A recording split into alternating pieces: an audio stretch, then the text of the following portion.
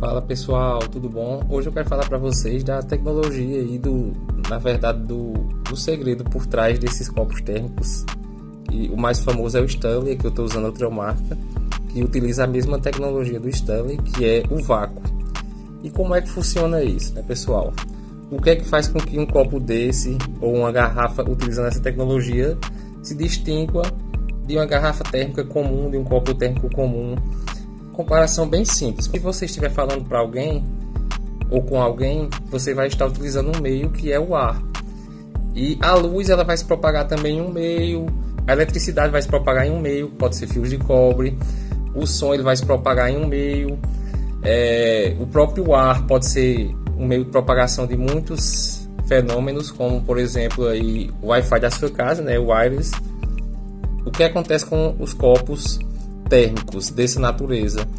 Ele tem uma dupla parede. Se eu abrir ele aqui, você vai ver que tem uma parede interna e tem uma parede externa que é mais larga, obviamente. Então, dentro dessas duas paredes não é que exista um material ou existe o ar, ele simplesmente existe o vácuo. Ou seja, ele não existe o ar, é como se tivesse havido uma sucção e essa sucção retirou o ar e depois foi colocada essa parte de baixo entre as duas paredes do copo, ficou o vácuo. E esse vácuo ele não permite aí que haja uma transferência de temperatura entre esse meio interno, que vai ser o líquido quente ou frio, e o meio externo. E aí o que é que acontece? Ele vai retardar bastante aí com que sua bebida esquente ou gele, né? Que ele troque temperatura com o meio ambiente. E por que eu digo retardar, né, pessoal? Vamos supor que nesse copo tenha vácuo dos lados e embaixo.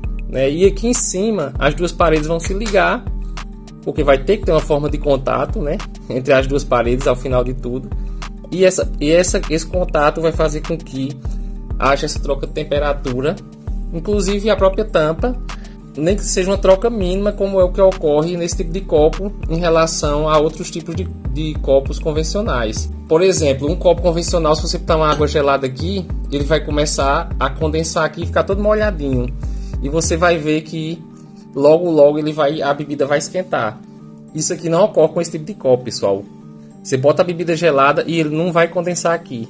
Outro exemplo que aconteceu comigo, né? Coloquei água gelada nesse copo e vim de Maceió para Natal, 8 horas de viagem. Quando cheguei aqui, o gelo ainda estava dentro do copo. Eu fui tomando a água e onde o porta-copos do carro, ele é em cima do câmbio. Ele esquenta bastante, então o copo estava bem quente por fora e por dentro a água estava gelada. Então não houve essa troca de temperatura entre a parte interna e a parte externa, de forma excessiva. Então, pessoal, esses copos, quando vocês forem comprar, não necessariamente você vai ter que comprar um copo caro, só se você quiser, é uma questão sua, pessoal, porque você quer que tenha 10% a mais ou 5% em relação a outro copo mais barato, ou então por uma questão de status. Mas quando você for comprar um copo térmico, se você puder optar por um de qualquer marca, opte por um que seja um copo térmico com isolamento a vácuo entre as paredes. Valeu, galera, abraço.